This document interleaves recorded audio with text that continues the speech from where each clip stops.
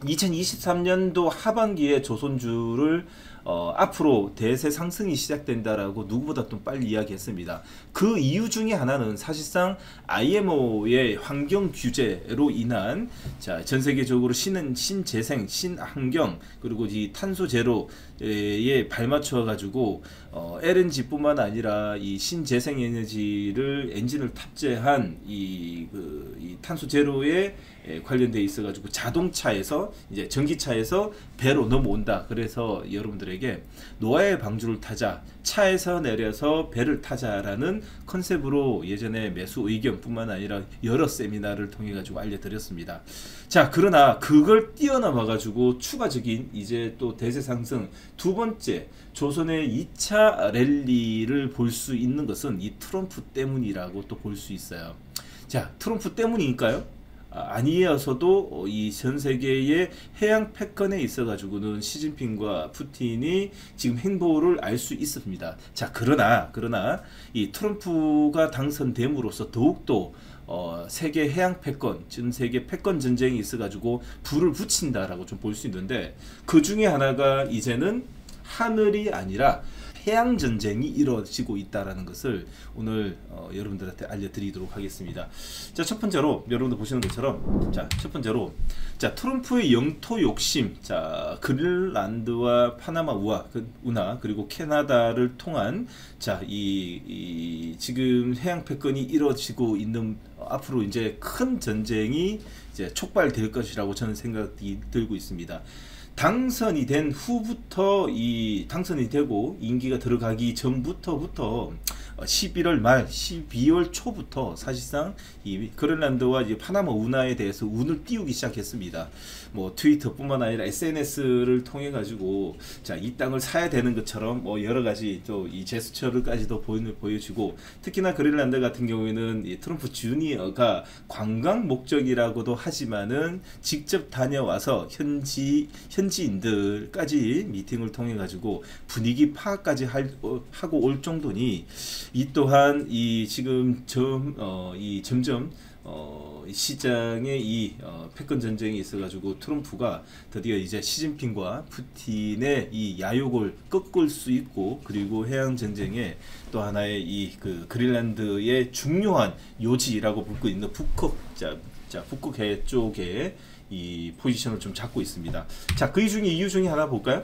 자, 북한 항로의 등장입니다. 다시 말해서 중로 지정학적 압박을 강화하기 때문인데, 특히 여러분들 아시는 것처럼 중국과 러시아 이 중요한 시기가 어딘가면, 실제로 러시아 같은 경우는 지난 2019년 북극 항로를 이용한 외국 군함에 대한 제한 조치까지도 내린 적이 있습니다. 중국 또한 동일합니다. 중국은요, 북극 시크로드 구상을 하며 그린란드의 북극에 가까운 국가라고 자기들이 선언까지 했어요. 그래서 북극 항로가 본격적으로 북극 항로가 본격적으로 개척될 경우에 무역로 보호의 명분으로 그린란드 인근에 그리고 북극해 등까지 군사적인 전략적인 작전을 수행할 가능성이 높게 관측될 수밖에 없죠. 왜냐하면 북극해와 가까이 있는 북극해뿐만 아니라 오호츠크까지 러시아와 중국이 합동 훈련까지 할 정도였으니까 말입니다. 자, 북극항 등장으로 인해 가지고 러시아와 중국 세력 확장이 의한 지정학적 압박으로 강화되고 있다라는 것을 알 수 있습니다. 자, 그만큼 지금 북극항로에 대한 이 전 세계적으로 러시아, 중국 그리고 미국의 이 북극 항로를 개척하고 이 자기 지역으로 좀 만들려고 그러는, 정말 이 소리 소문 없이 지금 알게 모르게 지금 엄청난 이 지질학적 변동성을 지금 시기가 도래되는데, 그 이유 중에 하나는 여러분들 이 그림을 보면서 설명해 드리면 딱 느끼실 수 있는 자료입니다.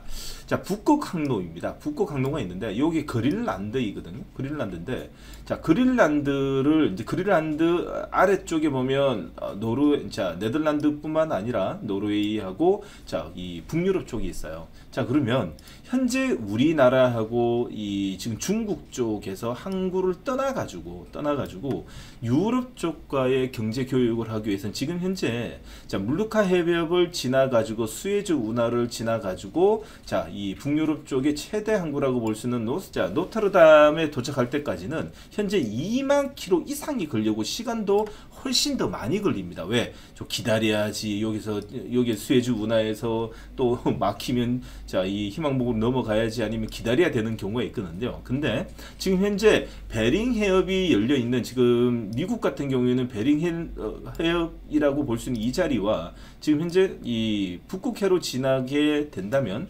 15,000km밖에 되지 않고요. 특히 중국이 지금 현재 이 러시아와 함께 북극해를 점령하려고 하는 이유 중에 하나가 지금 알래스카의 밑에 있는 베링 해협과 그리고 북극해의 앞자리를 보이는 이 자리를 차지하고 이쪽 자리를 그린란드를 빨리 자기 이제 영토 안에 이 점유를 좀 잡아가지 않으면 사실상 유럽 항로를 개척하기에 불가능한 거고, 또 러시아 같은 경우에도 지금 북극해에서 상당 훈련을 좀 많이 하고 있다라는 것은 사실 전 세계적으로 지금 북극해의 중요성을 좀 알 수 있는 이 미래의 해양 패권을 잡아 가려고는 중국과 러시아의 이 행동을 보더라도 알 수 있습니다.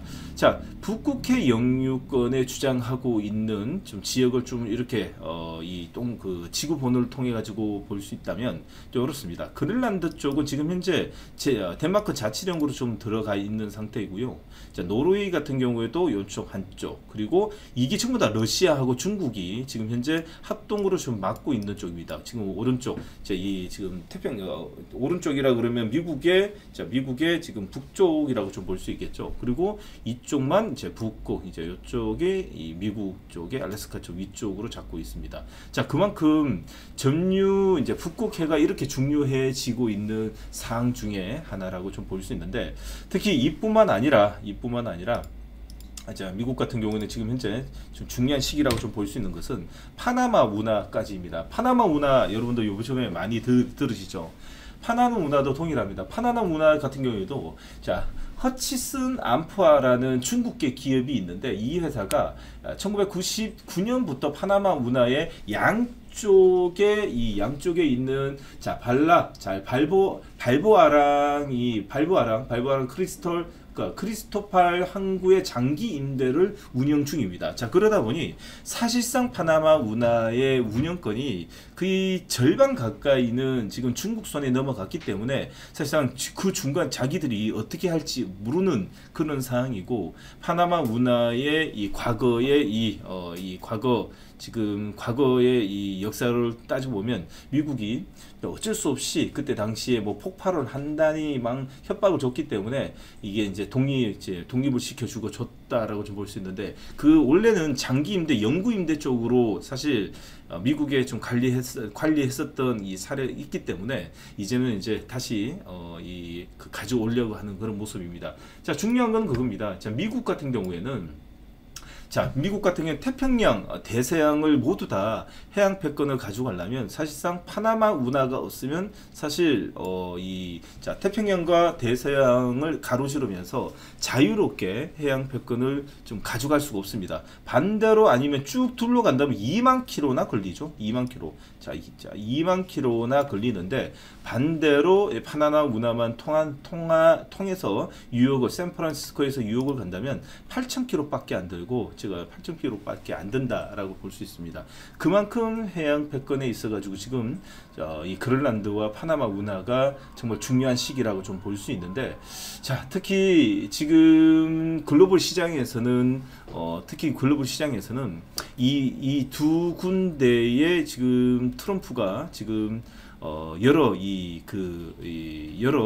지금 외교 활동이라든지 아니면 군사적 활동을 통해 가지고 어떤 식으로 지금 합의를 볼지, 아니면 군사적 행동을 할지, 아니면 또 여러 가지 제안을 통해 가지고 압박을 통해 가지고 좀 통합을 시킬지는 모르겠지만, 자, 과거 이제 예전 사례처럼 이 러시아가 우크라이나의 침공 아니면 지금 이 중국이 남중국해를 이제 침입해가지고 여러 이 불법적인 행위까지는 아닐 것 같아요, 그렇죠? 이 자유민주주의 쪽하고 사회주의의 바탕으로 공산당하고 좀 틀리니까요. 자, 그러나 우리가 지금 보지 못했었던 여러 타협을 통해 가지고 사실상 그린란드와 파나나 문화를 지금 현재 중국이 빨리 이 중국과 러시아의 견제를 빨리 막고 이거를 빨리 획득하려는 목적 중에 하나가 글로벌 패권 전쟁에서 이제는 이 해양 전쟁이 해양 패권이 그만큼 중요한 시기가 도래됐다라는 것을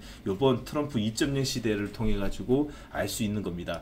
자, 특히 중국을 좀 보시게 되면 이 또한 이 지금 심각한 상황에 도래되고 있는데 여러분들 혹시 요즘 이 지금 외교 이제 그 글로벌 뉴스를 좀 보시게 되면 자, 여러분들 중국 남중국해를 통해 가지고 요즘 이 지금 남중국해에서 여러 그 군사적 이 충돌이 자주 일어나는 걸 요즘 보실 겁니다.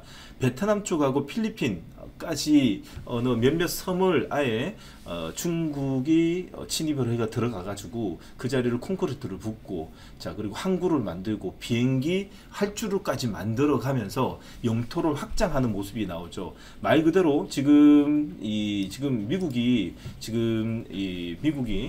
만들어 놓은 자, 전 세계적으로 지금 이 군사적 이 도련선을 보게 된다면 1도련선 같은 경우에는 자, 이 그 규슈하고 오키나와 타이완 필리핀 말라카 해역까지 1도련선입니다. 이게 1도련선 이게 자, 지금 1도련선이라고 있는데 이게 첫 번째, 두 번째가 2도련선이라고 해가지고 오키나와 제도와 괌, 사이판, 자, 파푸아니아까지 지금 2도련선이 있고요. 그 3도련선은 이제 볼 필요도 없고, 자, 이 선이 지금 얼마나 중요하냐면 여러분들 보시는 것처럼 우리나라가 유럽 쪽, 그리고 일본이 유럽 쪽, 필리핀이 유럽 쪽, 그렇죠? 필리핀, 유럽 쪽, 인도네시아뿐만 아니라 말레이시아까지 지금 유럽과 태평양 그리고 유럽이 인도양부터 시작해가지고 지금 미국으로 갈 수 있는 여러 해로를 보게 된다면 만약에 지금 남중국해 중국의 해양 패권을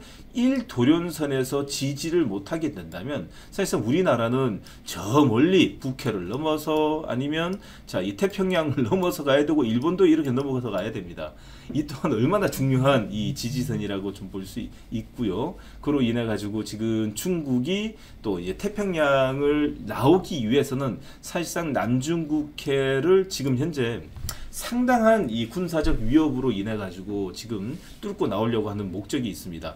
여러분 많이 보셨을 거예요. 어이가 좀 없을 정도로 정말 이 좀 보면 어이가 없을 정도가 아니라 지금 말이 안 되게 자기 영토권을 주장하는 경우가 있는데 특히 우리나라도 동일하죠. 우리나라 같은 경우에도 특히 요즘에 여러분들 보시는 것처럼 우리나라 같은 경우에도 요번에 지금 우리나라도 지금 윤 대통령이 이제 이 탄핵을 당하고 권한 대행 체제로 들어가자마자 서해안 앞바다까지 구조물을 가지고 들어올 정도입니다. 중국은 틈만 나면 남중국해 바다로 진출하려고 그러는 여러 구조물을 가지고 자기 영토를 주장하려고 합니다. 서해안도 앞에 와 있고 특히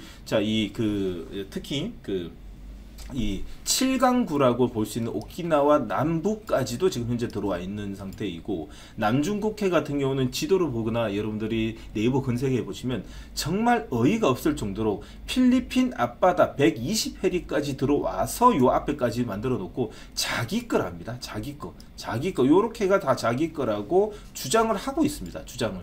예?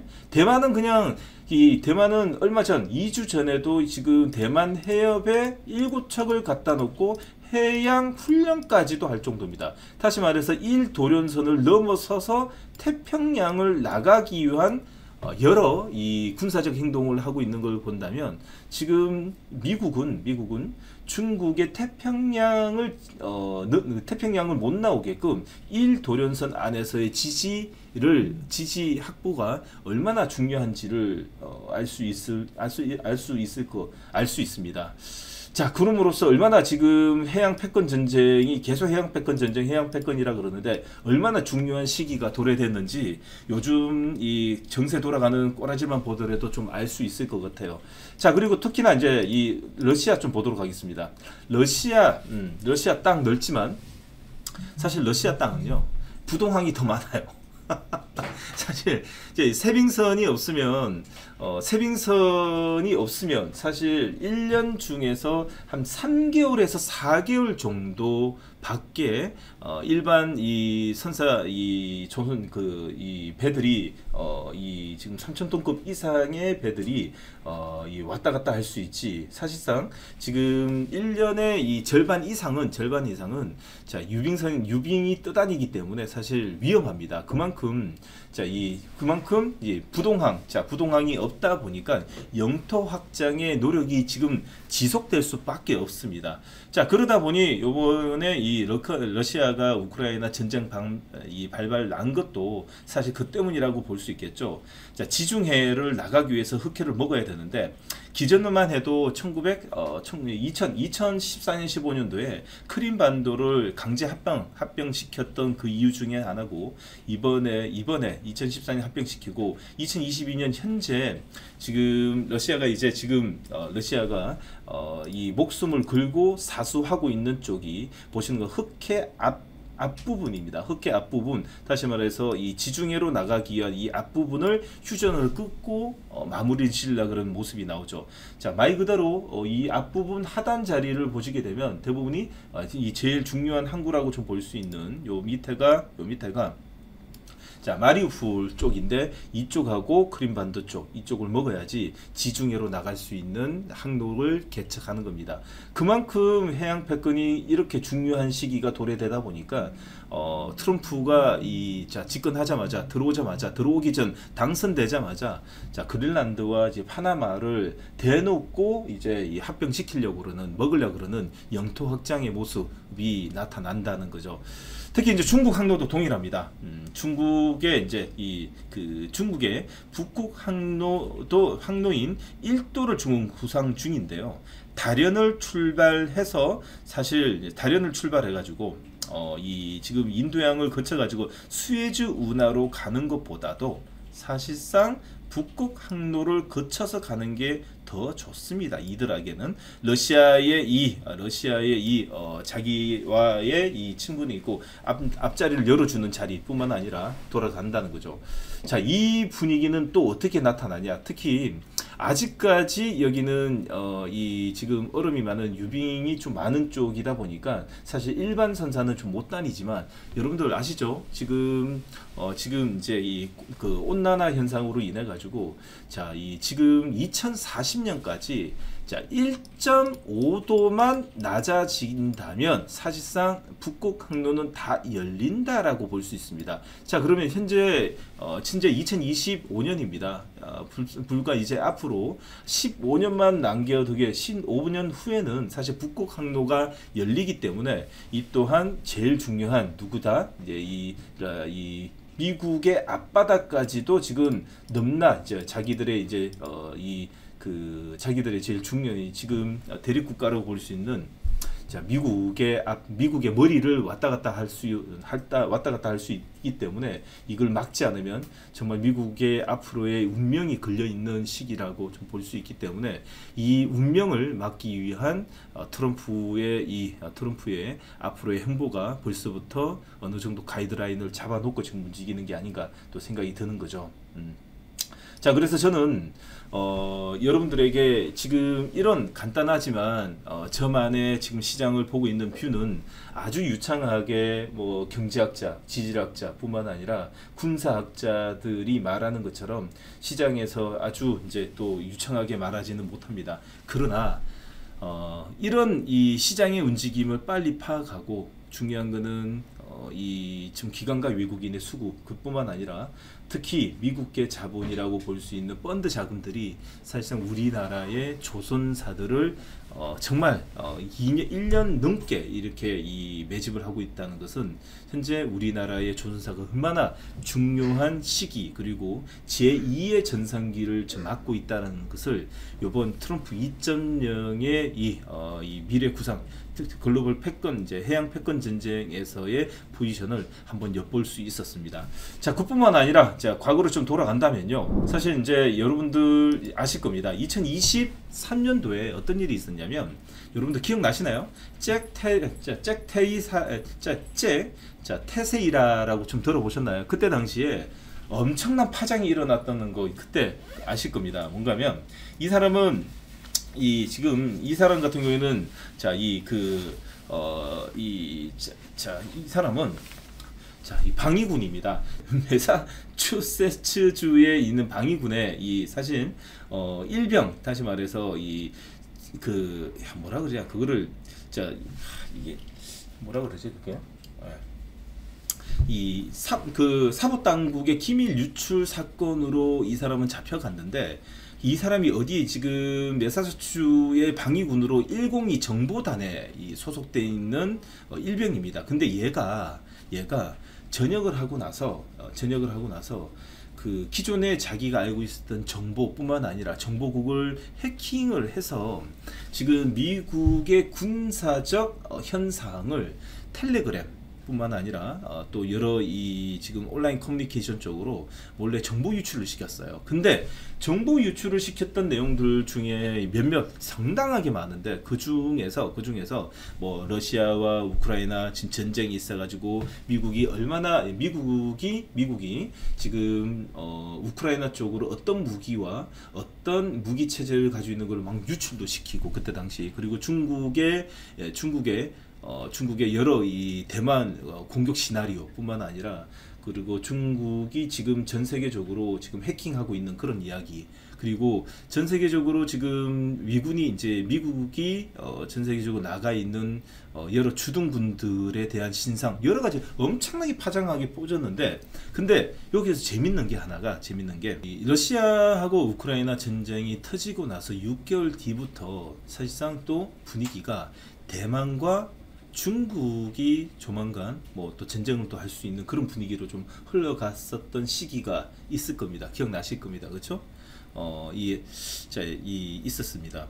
근데 중국이 대만 앞바다에서 군사적 행동, 군사 훈련을 할 때 그때 당시에 바이든이 항모를 필리핀 앞바다까지 전진 배치를 하면서 견제를 나섰던 시기가 있었습니다. 근데 더 재밌는 거는 견제를 나섰을 뿐이지 견제를 하면서 위협까지는 못 줬어요. 그까지는 내용이 다 퍼졌던 거예요. 근데 그때 당시에 이 미군의 여러 장성이라든지 브리핑 자료에서는 우리는 미국 같은 경우 우리는 군사적 행동을 하더라도 우리는 방어 체제라든지 아니면 군사 충돌을 막기 위한 위협적인 행동은 하지 않는다라고 했는데 그게 아니었다는 거죠. 다시 말해서 작전 수행을 하려면 기동력이라든지 작전 수행을 하려면 기동력뿐만 아니라 이 행동 조치를 할 수 있는 여러 가지의 이 배의 이 항모라든지 23 축대는 우리나라 다오산 안창호급 이상의 배들이 전진 배치가 돼가지고 앞바다를 좀 작전 수행을 할 수 있게끔 기동력이 나와야 되는데 전혀 못 나왔었어요. 그게 이제 조롱거리가 됐는데 그 조롱거리를 뭐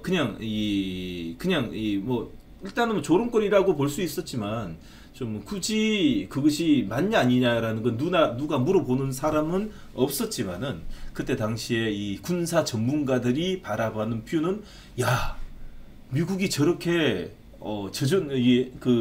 미국이 과거의 해군 능력이 아닌구나라는 것을 그때 당시에 전 세계의 군사 전문가들은 알았다는 거죠. 알았습니다. 자, 그러자마자 바로 3개월 뒤, 4개월 뒤에 크리스토 밀러가 지금 SBS 이 VMG 다시 말해서 이제 그때 유튜브 채널이에요. 유튜브 채널인데 이때 당시에 이 김명수의 글로벌 인사이트를 통해 가지고 지금 트럼프 이 트럼프 트럼프 1기 행정부의 국방부 전환 대행이 있습니다. 지금은 고문 역할을 맡고 있는데 크리스토 밀러 전 미국 국방장관 대행 그리고 고문 역할을 받았던 이분이 SBS 김영수 기자하고 인터뷰한 내용 중에서 제가 그때 당시 되게 많이 이야기했죠. 근데 그때 당시만 해도 이 사람이 말하는 이 지금 미국의 이 해군 능력을 가지고는 우리나라의 중요한 우리나라의 해군, 우리나라의 조선의 외국인이 투자 셀링 포인트는 사실 아니었었습니다. 자, 그러나 지금부터가 예전에 말했었던 이 크리스토 밀러의 과거 발언이 이제부터 재조명될 수밖에 없는 거죠. 크리스토 밀러는 이런 이야기했습니다. 지금 미국에 있는 항공모함이 12대가 있는데 당장 전장에 투입될 수 있는 항공모함은 단 2대도 되지 않는다. 단 그 2대도 나가다가 언제 멈출지도 모르고 작전 수행 능력을 할 수 있는 기동력은 많이 떨어진다. 그래서 지금 미국은 제일 중요한 것은 해군도 육군도 아닌 공군도 육군도 아닌 해군이 지금 제일 중요하고 그 해군력의 전량을 지금 해군력이 지금 상당히 위험한 상태인데 이거를 뒷받침할 수 있는 나라는 단 대한민국밖에 없다. 그래서 현재 대한민국에 있는 조선 3사는 오히려 더 우리가 전략적인 자산으로도 가져가야 되는 그런 분위기가 형성될 수 있다.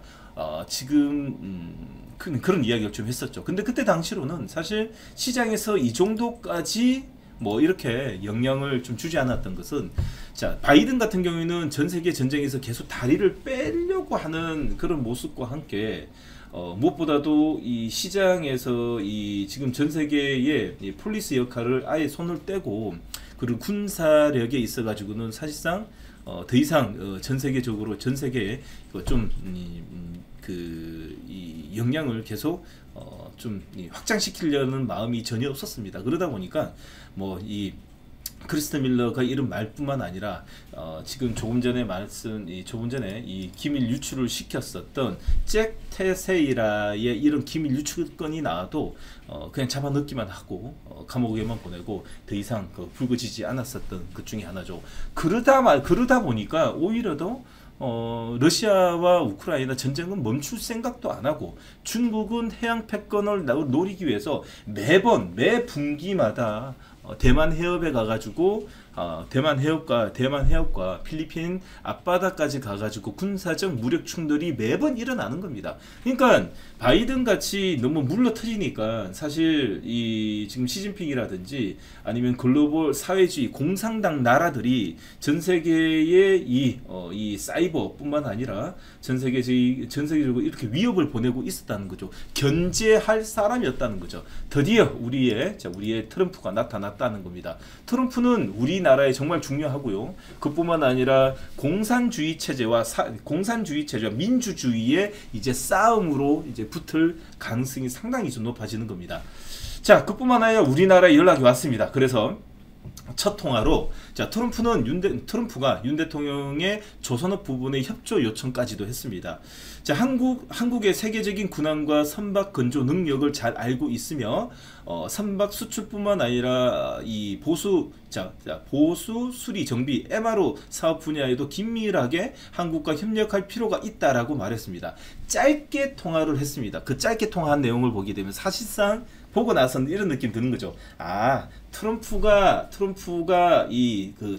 짧게 통한 거는 또 밑에 참모진들이 워딩을 이렇게 써서 보내주시고 또 했다라고 생각하는데, 그런 말도 상당히 많았죠. 워딩을 좀 짧게 잡고 지금 저쪽 분위기가 별로 좋았지 않으니까 짧게 잡고 끊었다라고 볼 수 있는데, 자, 그러면 반대로 생각해 보세요. 자, 우리나라에 통화하는데 다른 이야기를 안 해요. 다른 이야기 반도체, 예전처럼 반도체 이야기합니까? 예전처럼 배터리 이야기합니까? 예전처럼 다른 건설이라든지 중동 이야기합니까? 그런 이야기 없습니다. 단 하나 우리나라한테 원하는 거는 조선밖에 없어요. 조선. 그만큼 자기가 원하는 것을 꼭 얻고 지금 자기가 원하는 미래를 꼭 관철시키려고 그러는 그 욕심에 한도 끝도 없는 이 트럼프가 대한민국의 조선 3사를 어떤 식으로 자기 거를 시키겠습니다. 자기 거라 그러면 아예 사든지 그냥 합병시키든 아니면 이런 이야기 하겠죠. 야, 삼성 반도체, LG 에너지, 자 배터리 공장 다 가져가, 필요 없고 우리 조선 줘. 그냥 HD 자 이 현대, 자 우리 이제 앞바다에 와가지고 이 조선사 합병을 해서 지어. 예전에도 바이든 때도 그렇잖아요. 바이든 때도 이 배터리 이제 이 반도체 칩스품을 만들면서 다른 데 가지 말고 우리나라 와가지고 공장을 지어가지고 반도체 패권을 지금 중요한 미래를 선점하자라고 얼마나 꼬셨습니까? 1년에 2년 동안에 6번이나 만났어요. 바이든하고 이 윤석열 대통령하고. 그렇죠? 자, 그러면 지금 트럼프가 원하는 거는 반도체도 아니고, 반도체 원하지 않는다는 것이 아니라 지금 당장 가졌기 때문에 더 이상 추가적으로 늘릴 필요는 없고, 지금 배터리 공장도 추가적으로 더 지을 필요 없습니다. 반대로 지금 원하는 것은 딱 한 가지입니다. 대한민국 조선 3사를 어떤 식으로 자기 거화 시키는 그런 그 과정이 조만간 크게 펼쳐집니다. 크게 펼쳐집니다. 이건 여러분들이 과거에 이 트럼프가 해왔었던 이 과거 사례를 본다면 분명하죠.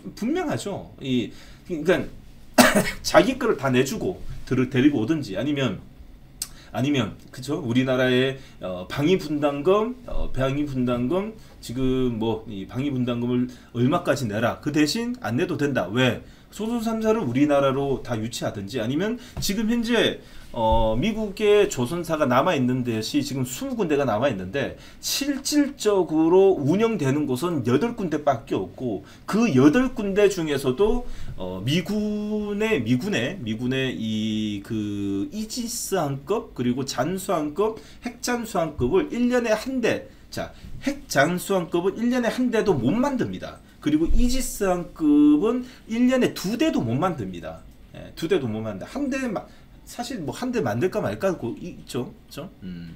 자, 그만큼 실질 능력이 완전히 떨어진 현 상황에서 어떻게 그린란드와 파나마 뿐만 아니라 해양 패권 전쟁에서 지금 시진핑과 그리고 푸틴을 압도할 수 있는 이 군사 능력을 가지겠습니까?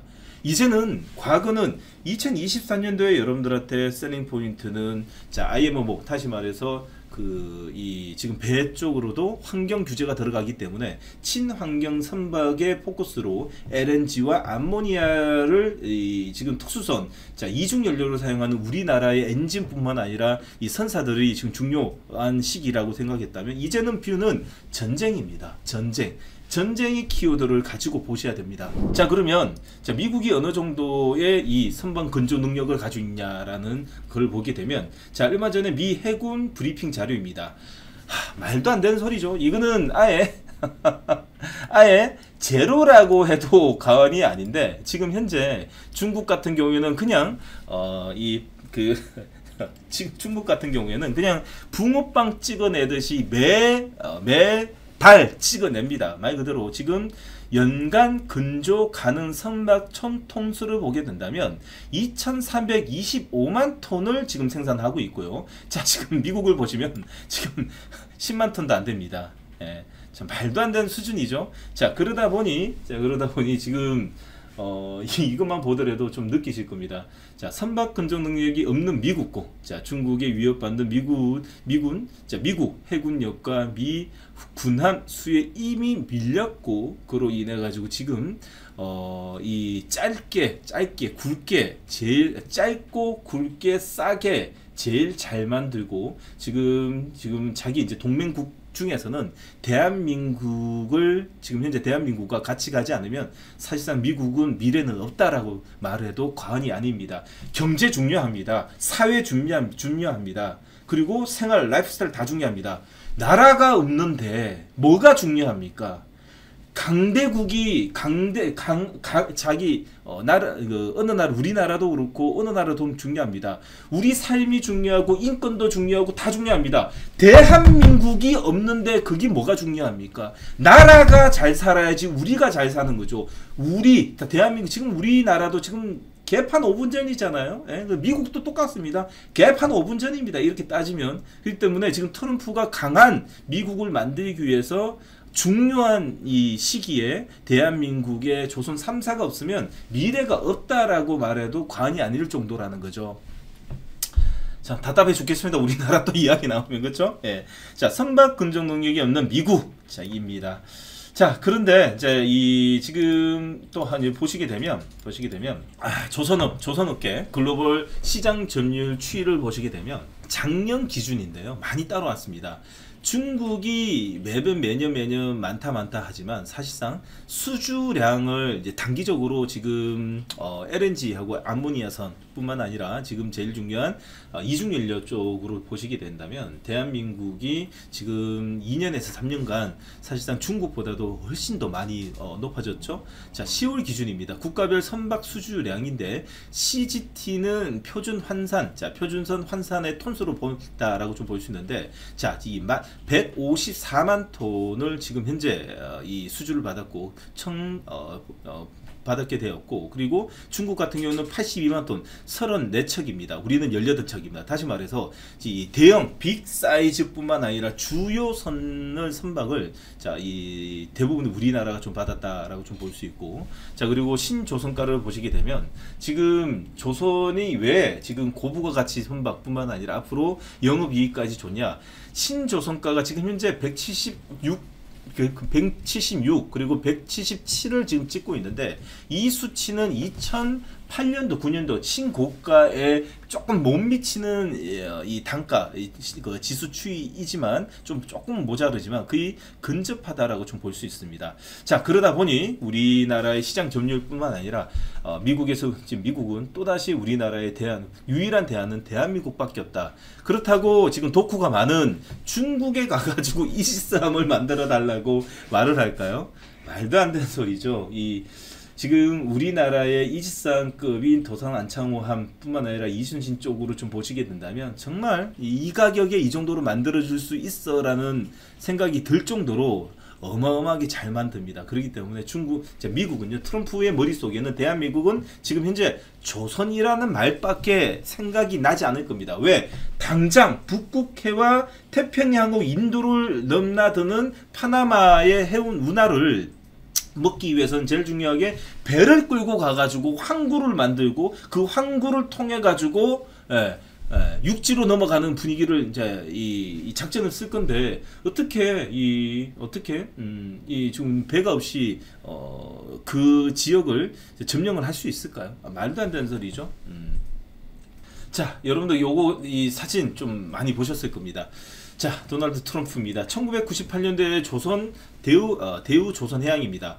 여러분들 대우 조선해양은 지금 현재 하나오션으로 바뀌어 있죠. 방문을 했습니다. 자, 그동안 트럼프는 당선인의 행적을 돌아보면 한국 조선에 대해서 20년 전부터 이미 알고 있습니다. 자, 미국과 패권 전쟁을 벌이고 있는 중국을 의식해서 한미 간 조선 협력을 필요하다는 점을 인지하고 있다라는 거죠. 분명히 인지하고 있고 인지 안 할 수가 없고, 사실상 조만간 우리나라의 거제, 자, 옥포전소 쪽으로 오게 되면 또다시 예전에 또 느낌처럼 오지 않을까, 또 하나오션 쪽으로 오지 않을까. 자, 김동관 회장이 지금 가만히 있지 않죠. 예. 그만큼 시장에서 그만큼 지금 미국의 트럼프 머릿속에는 우리나라 조선 3사를 어떻게 해서 자기 거 시키려는지 머릿속에 얼마나 많은 계산을 하고 있을까라는, 또 저는 그런 생각밖에 안 들고, 그 분위기가 외국인의 수급으로 바로 오는 것 같아요. 조만간 그런 이야기도 있습니다. 자, 미국의 이 중요 몇몇 헤지펀드 쪽에 이 자금을 모아가지고 대한민국의 조선사를 다 인수를 해버리자라는 그런 우스갯소리도 여의도에서 돌고 있습니다. 제가 왜 이렇게 자신있게 미친듯이 제2의 에코프로와 제2의 알테오젠과 제2의 한미반도체, 제2의 그 테크윙, 제2의 템버거의 종목들을 이야기 드리냐, 조선에 파생되어 있는 카테고리별로도 다 보내드렸죠. 어느 쪽, 그리고 피팅과, 그쵸? 에너지 쪽, LNG, 피팅, 조선 해군 쪽으로 보내드렸습니다. 자, 보시게 되면 자, 트럼프 대통령은 한국과 조선업 협력 강조하는 것은 자, 미국 조선업 경쟁력 강화와 군함 건조 능력 유지의 어려움을 반영한 것이라고 볼 수 있습니다. 자, 미중 패권 전쟁이 심화되면 해군력 강화가 중요성을 커지는 가운데 중국은 대형 군함의 대량 생산을 하며 해군력을 급속하게 성장시키면서 미국을 앞지르고 있습니다. 자, 반면에 미국은 해군 한정 수리조차 하지 못하고 벙어리 삼룡이가 되어가는 중이죠. 이에 따라 미국은 조선업의 강국인 한국과 일본의 협력을 모색하고 오히려 더 지금 여러 해치펀드들은 지금 돈을 모아서 우리나라의 조선사를 아예 통째로 먹으려고 한다는 소문까지 돌고 있습니다. 그만큼 중요한 시기이다라는 것을 다시 한번 더 여러분들한테 이 시간을 통해서 강조드리고 싶은 마음입니다.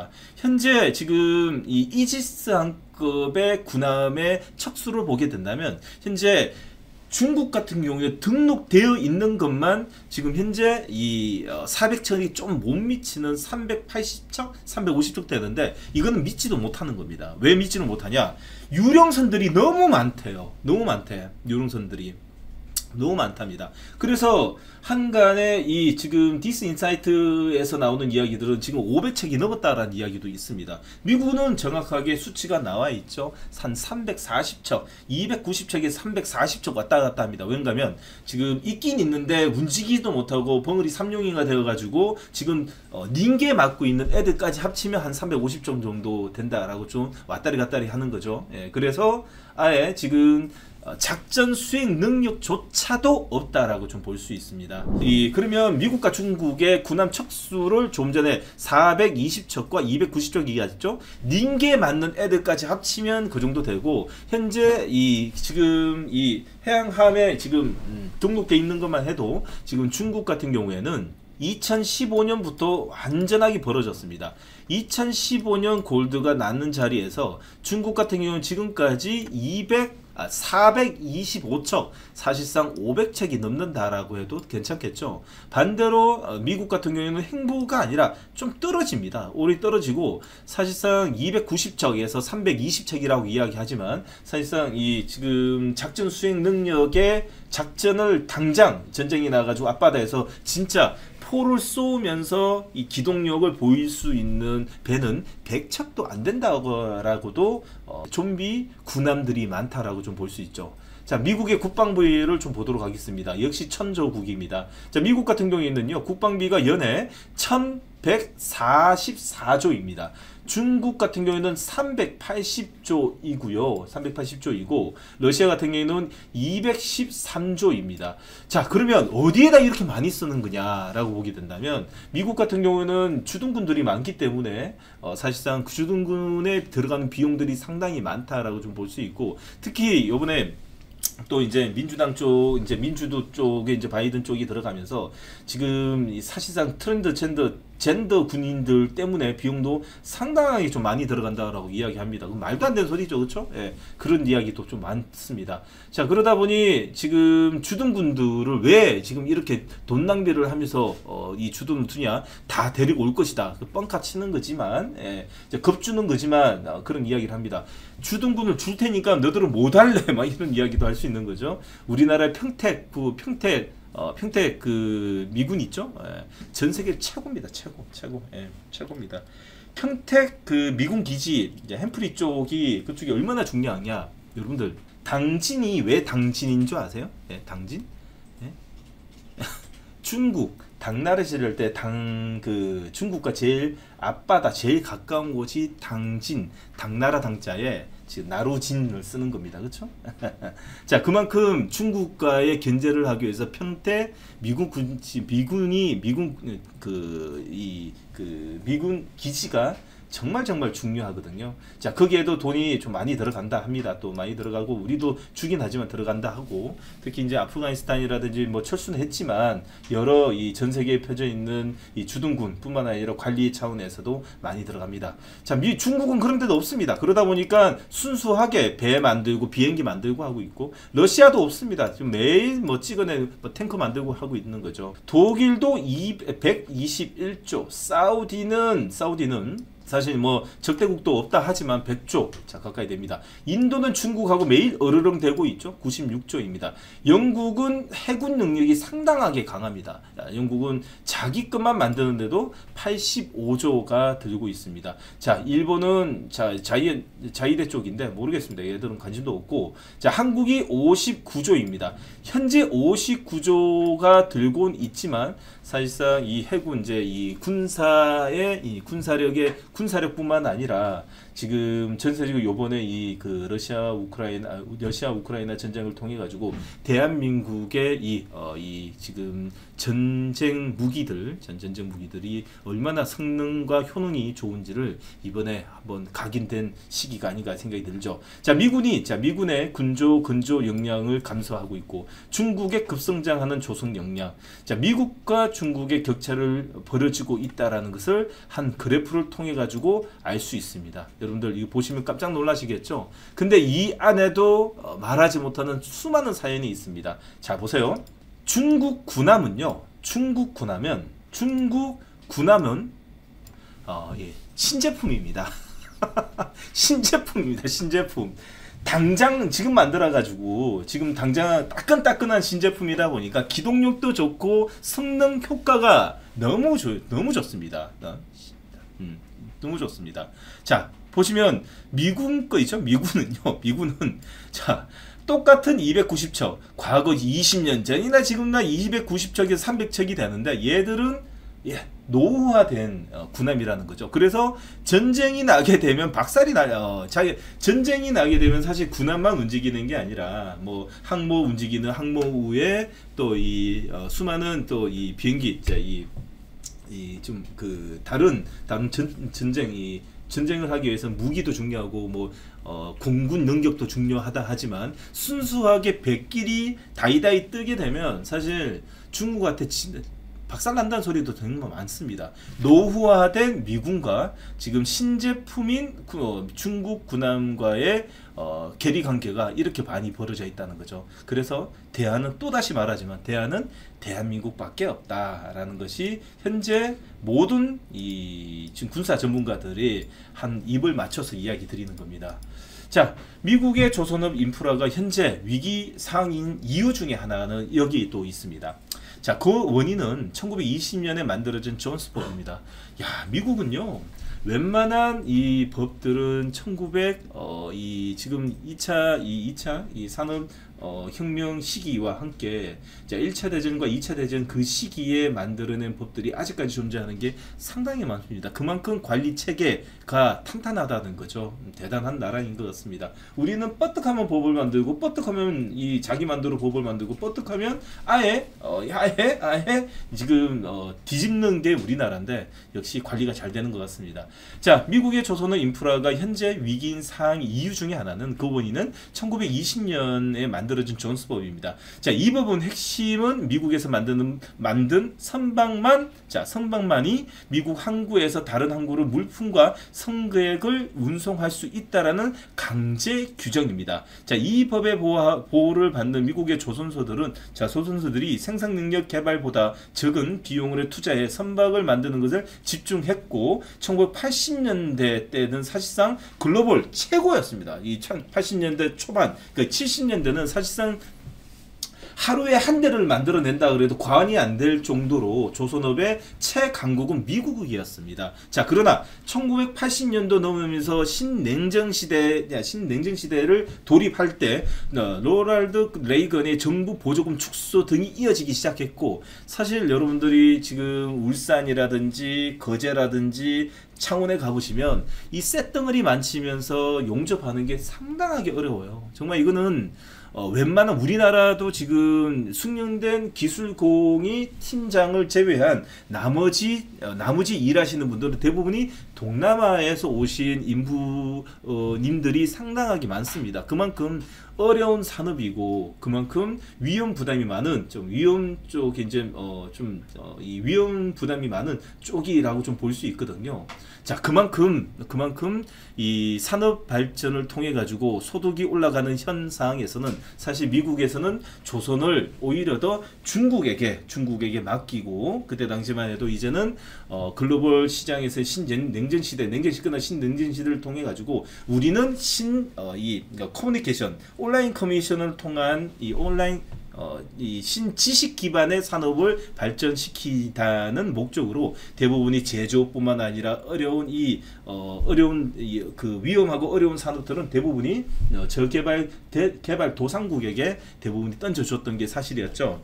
그러다 보니 축소를 하고 쇠퇴하다 보니 자, 일본에 이어 한국, 중국의 조선 경쟁력이 모두 다 밀리게 된 현 상황까지 오게 되었던 것입니다.